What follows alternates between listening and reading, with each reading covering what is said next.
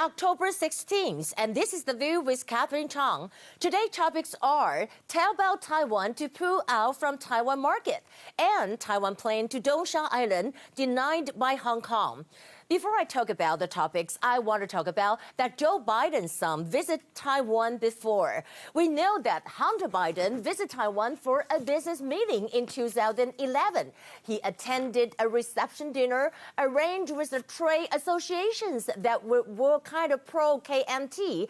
And actually, the former Vice President Wu Dunyi's daughter, Wu Zian, also attended the dinner. Taiwanese businessman Michael Lin Junliang, played an important role in arranging meetings between Hunter Biden and Chinese political and business figures.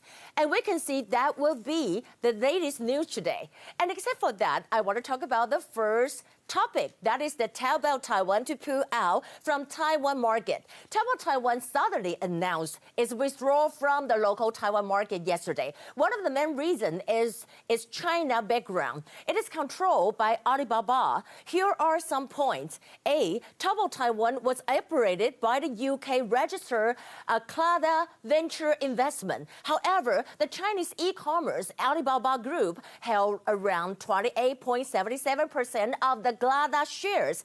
Although it is under 30% limit set by Taiwanese law, there is evidence showing that it was controlled by Alibaba. For example, Glada is unable to hold shareholder meetings without the consent of Alibaba. B, Taobao Taiwan was fined $410,000 NT, which is around $14,000 on August 24th by the Taiwanese government, and company was asked to rectify it within 6 months.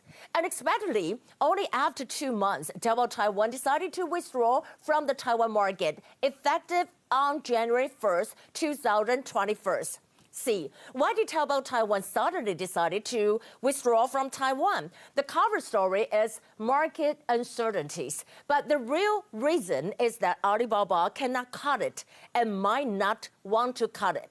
D, more than a month ago, China's OTT iQIYI announced its withdrawal from Taiwan. The reason is also because of Chinese investments. And the spokesperson of Executive Yuan Ding Yiming said that Taiwan will not allow Chinese companies to use indirect methods to bypass rules to operate in Taiwan market. I completely agree with him.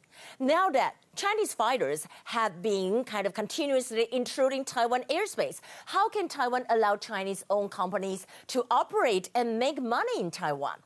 Second issue I will talk about, Taiwan plane to Dongsha Island denied by Hong Kong. The charter flight from Taiwan to Dongsha Island was asked to return by the Hong Kong air traffic controller yesterday. And the reason is because it had entered a danger area. However, today, Hong Kong air traffic controller completely denied it. That is really weird. It became both sides are talking at cross purposes. A, because Taiwan's Dongsha Island is under the Hong Kong flight information region, so the flight go to Dongsha has to inform the Hong Kong air traffic controller first. However, the military flight C-130 doesn't. B, Taiwan's legislators are worried that the Hong Kong authorities will use this method to obstruct Taiwan's military actions in Dongsha Island. We will see what happens next. Here are the top stories. Today we have 4 confirmed cases. They are all imported cases. 4 Indonesian high school students came to Taiwan to study. First, Chinese fighters intruded Taiwan's ADIZ 3 times in 20 hours. According to Taiwan Ministry of National Defense, 1 PLA-Y8 anti-submarine aircraft intruded Taiwan's southwest airspace twice today at 8:45 a.m. and 1:43 p.m. And yesterday, there was an intrusion around 6 p.m. Some analysts think that this kind of intrusion, might have some connection to the denial of Taiwan flights to Dongsha Island. As I mentioned in the beginning, Taiwan supply plane denied entry to Dongsha Island by Hong Kong air traffic controller. We can see that this is a Uni Air B79013 51 military charter flights was advised by Hong Kong Flight Information Region Thursday not to enter the airspace over Dongsha Island because dangerous activity were in progress in the area. So the flight kind of returned back to the southern Taiwan city, Kaohsiung, and Hong Kong traffic controller answered in the beginning. It said that there are dangerous activity happening when, they said that below 26,000 feet and the aircraft could not enter. However, as I said in the beginning, they denied it today. They said that they never said that. So this afternoon, Taiwan CAA, Civil Aeronautic Administration, kind of rebut strongly. First, it said over here, it said that according to the international practice, if there is a dangerous situation, a flight announcement should be issued in advance. Why did the Hong Kong Flight Information Region temporarily notice it when transfer control was handed over? And second is about the Hong Kong side actually has notified that there were dangerous areas below 26,000 feet. And what kind of danger areas was it? They should explain to the public. Okay, also, Taiwan Defense Minister Yin Defa stated that after the Ministry of National Defense verified the CCP did not have any military exercise in the surrounding area and airspace at that time, and the China Maritime Safety Administration did not issue a flight prohibition announcement. On the other hand, I want to say that Taiwan Foreign Minister interview by India today. India today asked him, would Taiwan consider to be a part of an expanded Quad? Minister Wu responded back, and he said, Taiwan has very good relations with the U.S., Japan, and Australia. Our relations with India are getting better, and we are certainly hope that Taiwan can start thinking about how we can work with all of the Quad nations.